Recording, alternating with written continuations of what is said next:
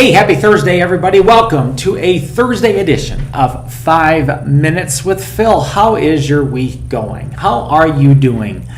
Let us know in the comments how you're doing, all right? Introduce yourself or remind us again who you are and where you're watching from.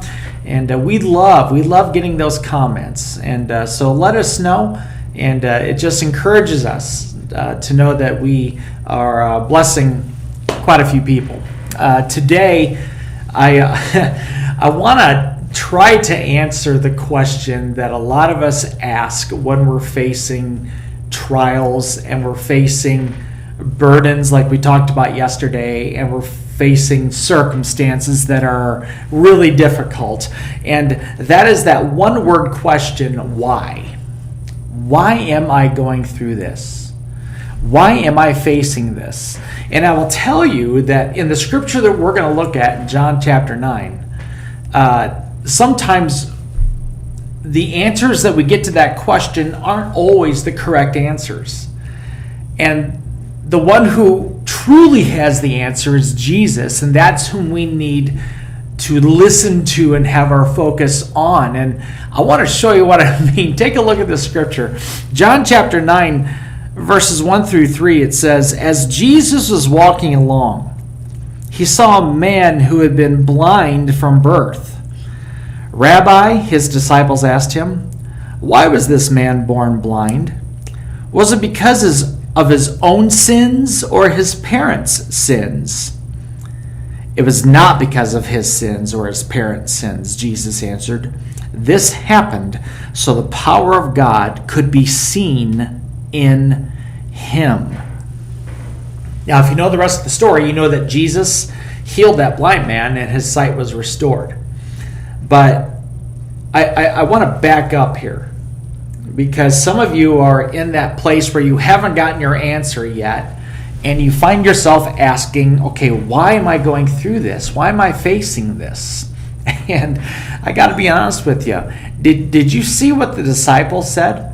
I mean, they see this guy blind, and he's obviously in need of a healing, and what do they say? Well, okay, why is he blind, Jesus? Is it because his parents sinned, or maybe he sinned? And you know what? There are times where people who are supposed to be close to Jesus will sometimes say some things at our worst moments that are just the wrong thing to say. Sometimes I've heard people say, well, you know, this person's going through this because they didn't have enough faith. This person's going through this because there must have been some kind of sin in their lives. This person's going through this because they obviously didn't pray correctly, and had they just done things correctly, they'd have their answer by now. And all of that is wrong. All that's crazy. It's those are the last people we need to be listening to. And oftentimes people will say things that are quite contrary to what Jesus has to say. And it's just made up stuff that man comes up with to try to actually put the control more on them than anything else. And Jesus answered the disciples, and I think kind of strongly. He said, this man's not blind because his parents sinned, and he's not blind because he sinned. But this happened to him so that the power of God could be seen in him. Let me say something to you today. Jesus has a purpose in your pain. I want to say that again. Jesus has a purpose in your pain.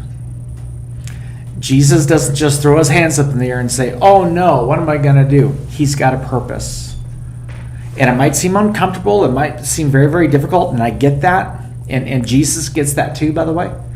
But you need to know that the Lord's still in control in the midst of your pain, in the midst of your battle, and in the midst of your crisis. who knows? Somebody might come to the Lord because of what God does in you and through you. Somebody might actually be nudged closer to the Lord because of your testimony. You have no idea what God has in store through what you're facing. But I can tell you this, He's got a plan. So your role, keep praying, keep trusting. God's got a plan, and He's going to do something in the midst of this pain. And I hope that encourages you today. All right, my time's up. I got to go. Love you. Thanks for joining me. And Lord willing, we'll see you tomorrow. Okay? You have a wonderful day. Bye-bye.